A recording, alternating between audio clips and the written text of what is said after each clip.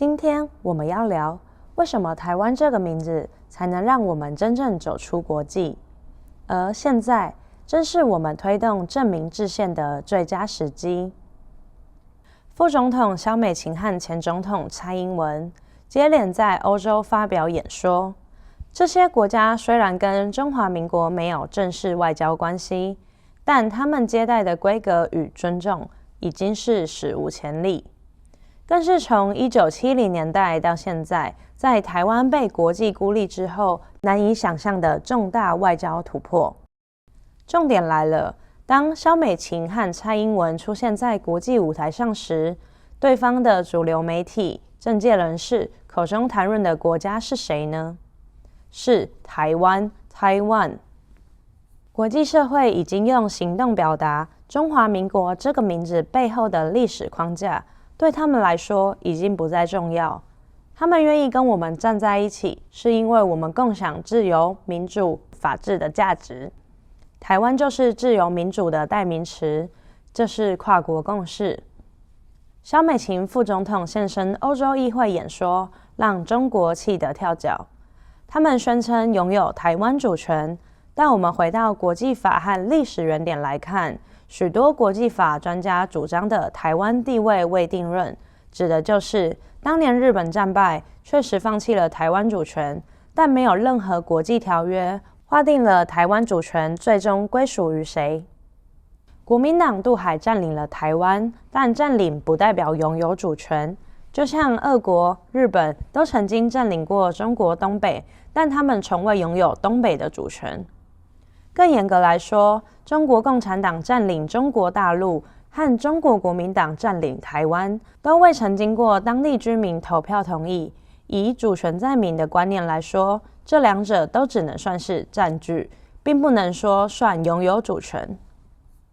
中国为了巩固他的虚假论述，一直曲解联合国1971年的2758号决议文。事实是什么呢？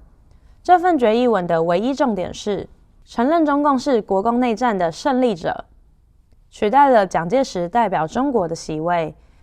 他完全没有提到台湾，更没有说台湾是中国的一部分，但中共却扭曲此决议文，说决议文承认台湾是中国领土，台湾不得独立参加所有联合国的组织。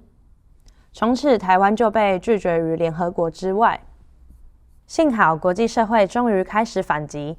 2023年，美国众议院通过了台湾国际团结法案 Taiwan International Solidarity Act， 就是为了反制中国扭曲这份决议文。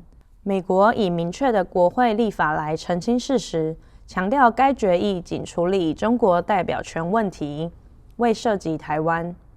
中国宣称拥有台湾主权，美国、日本从未承认，他们只表示认知，也就是我知道你这样说。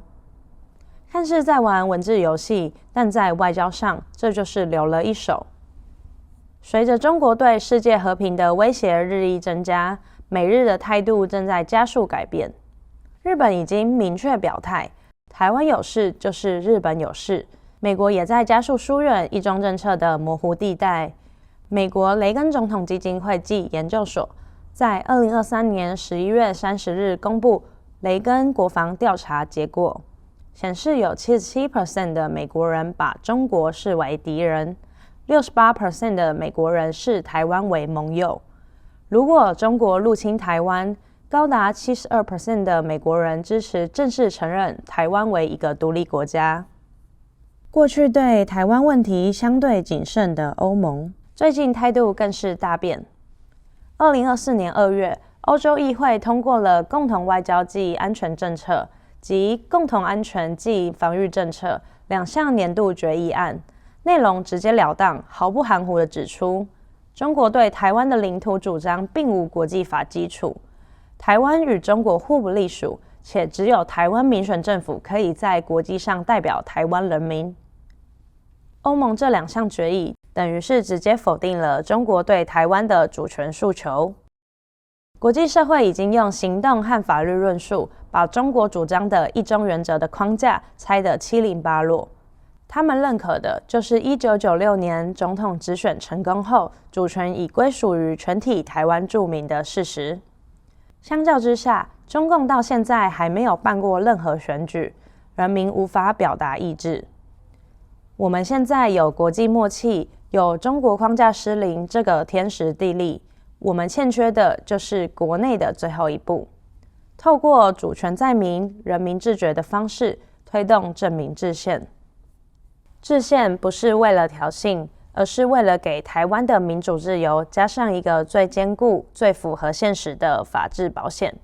当我们自己坚定地站出来，用台湾这个名字制宪建国时，国际社会也会更坚定地跟我们站在一起。名字就是主权，我们不该再让别人决定我们是谁。